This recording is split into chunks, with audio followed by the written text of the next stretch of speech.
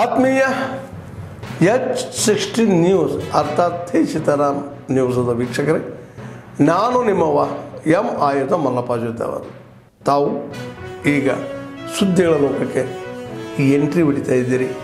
ಈ ಸುದ್ದಿಗಳನ್ನು ಪ್ರತಿಯೊಂದು ನೋಡೋ ಜೊತೆಗೆ ನಿಮ್ಮ ಅಭಿಪ್ರಾಯಗಳನ್ನು ಹಚ್ತಾ ಇರ್ರಿ. ಯಾಕಂದರೆ ಈ ಸುದ್ದಿಗಳು ನಿಮಗಾಗಿ, ನಿಮ್ಮ ಬದುಕಿಗಾಗಿ, ನಿಮ್ಮ ವೈಚಾರಿಕೆಗಾಗಿ, ನಿಮ್ಮ ತಿಳುವಳಿಕೆಗಾಗಿಯೂ ನಿಮಗೂ ಗೊತ್ತು.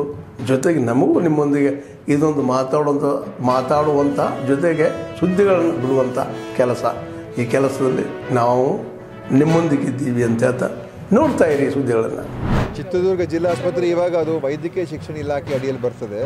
ಅದರಿಂದ ಅವ್ರಿಗೆ ಕೇಳಬೇಕು. ನಾವು ನೇರವಾಗಿ ಅದನ್ನು ಈಗ ನಾವು ಅದು ನಮ್ಮ ಒಂದು ಆಡಳಿತ ವ್ಯವಸ್ಥೆಯಲ್ಲಿ ನಮಗೆ ಬರೋದಿಲ್ಲ.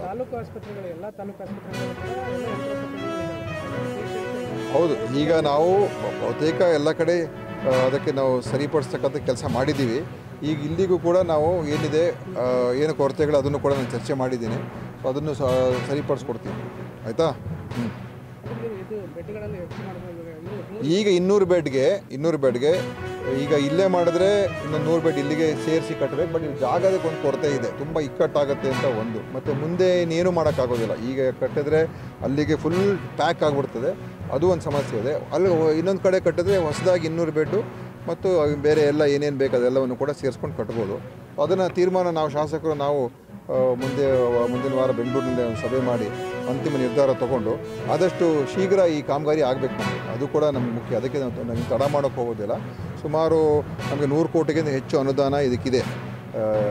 ಅದನ್ನು ಯಾವ ಥರ ಬಳಕೆ ಮಾಡ್ಕೋಬೇಕು ಅಂತ ನಾವು ಒಂದು ತೀರ್ಮಾನ ಮಾಡ್ತೀವಿ. ಆಯಿತಾ? CR ಮೆಷಿನ್ ನನ್ನ ಗಮನಕ್ಕೆ ತಗೊಂಡ್ಬಂದಿದ್ರು. 3 ದಿವಸದಲ್ಲಿ ಇದನ್ನು ಇಲ್ಲಿಗೆ ತೊಗೊಂಬರ್ತಾ ಇದ್ದಾರೆ. ಸೊ CR ಮೆಷಿನ್ ಕೂಡ ಇಲ್ಲಿಗೆ ಬರ್ತದೆ. ಡಾಕ್ಟ್ರು ಕೂಡ ಈಗಾಗಲೇ ಬಂದಿರೋದ್ರಿಂದ ಆರ್ಥೋಪೆಡಿಕ್ ಸೇವೆ ಸ್ವಲ್ಪ ಚೆನ್ನಾಗಿ ಮಾಡೋದಕ್ಕೆ ಅವಕಾಶ ಆಗ್ತದೆ. BK ಹರಿಪ್ರಸಾದ್ ಅವರಿರಲಿ, ಪ್ರಿಯಾಂಕಾ ಖರ್ಗೆ ಅವರಿರಲಿ, ಸಂತೋಷ್ ಲಾಡ್ ಅವರಿರಲಿ, ನಿಮ್ಮ ಸರ್ಕಾರ ಬಂದು 2.5 ವರ್ಷಗಳು ಕಳೆದಿದೆ. ಇವತ್ತು ರೈತರು ಹತಾಶರಾಗಿದ್ದಾರೆ, ರೈತರು ಪರದಾಡ್ತಾ ಇದ್ದಾರೆ.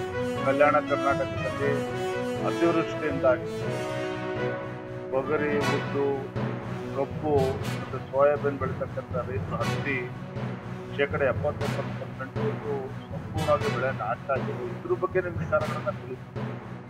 ಸಚಿವರುಗಳು ತಮ್ಮ ಜವಾಬ್ದಾರಿಯನ್ನ ಮರೆತು ತಮ್ಮ ಇಲಾಖೆಗಳಲ್ಲಿ ಏನು ಸಾಧನೆ ಮಾಡಿದ್ದಾರೆ, ಏನು ಕಡತ ಹಾಕಿದ್ದಾರೆ ಅದನ್ನ ರಾಜ್ಯದಲ್ಲಿ ತಿಳಿಸಬೇಕೆ ವಿನಃ ಈ ರೀತಿ ರಾಷ್ಟ್ರೀಯ ಸಂಕ್ಷೇಮ ಸಂಘ ಅದ್ರ ಬಗ್ಗೆ ಹಗುರವಾಗಿ ಮಾತನಾಡುವಂಥದ್ದು, RSS ನಾವು ಬ್ಯಾನ್ ಮಾಡ್ತೀವಿ ಅನ್ನೋ ಅರ್ಥದಲ್ಲಿ ಮಾತನಾಡ್ತಾ ಇರ್ತಕ್ಕಂಥದ್ದು ಇವರಿಗೆ ಅದು ಸಾಧ್ಯವೂ ಇಲ್ಲ. ಅದು ಅಸಾಧ್ಯವಾಗಿರ್ತಕ್ಕಂಥ ಎಲ್ಲೋ ಈ ಒಂದು ರಾಜ್ಯದಲ್ಲಿ ನಮ್ಮ ತಪ್ಪಿದ್ದು ರಾಜ್ಯದಲ್ಲಿ ತುಂಬ ಜನ ಇರಲ್ಲ.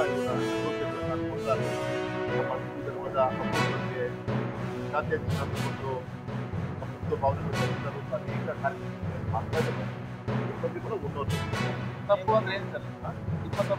ನಾವು ಸುಮ್ಮನೆ ನಡೆಸೋದು ಇನ್ನೂ ಕೂಡ ನಡೆಸಬೇಕಾಗಿತ್ತು. ಮನುಷ್ಯ ನಡುವಿದ್ರೆ 2 ವರ್ಷ ಸಾಕಷ್ಟು ಕಡೆಗಳಲ್ಲಿ ಈ ರೀತಿಯ ವ್ಯತಿರಿಕ್ತ ಪರಿಣಾಮ ಬಂತು ಅಂತ ಚರ್ಚೆಗಳಾಗ್ತಾ ಇದೆ. ಯಾವುದು ಹೇಳಕ್ಕೆ ಓವರಲ್ಲಾಗಿ ನಮ್ಮ ಆಡಳಿತದಲ್ಲಿ ಕೆಲವು ತಪ್ಪುಗಳನ್ನು ಎಡವಿದ್ವಿ. ಅದು ಪ್ರತಿಫಲ ಇವತ್ತು ಅವರು ಆಡಳಿತ ನಡೆಸ್ತಾ ಇದ್ದಾರೆ.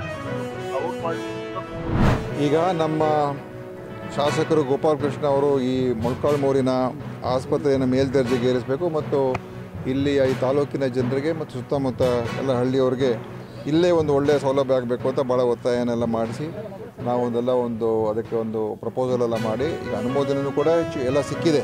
ಇಲ್ಲಿ ಆಸ್ಪತ್ರೆ ಆಗಬೇಕು ಅಂತ ಒಂದು 200 ಬೆಡ್ಡಿನ ಆಧುನಿಕ ಸುಸಜ್ಜಿತವಾದಂಥ ಆಸ್ಪತ್ರೆಯನ್ನು ಕಟ್ಟಬೇಕು ಅಂತ ನಮ್ಮ ಶಾಸಕರ ಕನಸು ಆಗಿದೆ. ನಮ್ಮ ಒಂದು ಉದ್ದೇಶವೂ ಕೂಡ ಅದೇ ಆಗಿದೆ. ಈಗ ಅದಕ್ಕೆ ಸ್ಯಾಂಕ್ಷನ್ ಕೂಡ ಮಾಡಿಸ್ಕೊಂಡಿದ್ದೀವಿ. ಆದರೆ ಈಗಿರುವಂಥದ್ದು ಇಲ್ಲಿರುವಂಥ ಹಾಲಿ ಸ್ಥಳದಲ್ಲೇ ಆಸ್ಪತ್ರೆ ಏನಿದೆ ಇಲ್ಲೇ ಮಾಡಬೇಕಾ ಅಥವಾ ಇನ್ನೊಂದು ಜಾಗವನ್ನು ಅವರು ಒದಗಿಸ್ಕೊಟ್ಟಿದ್ದಾರೆ.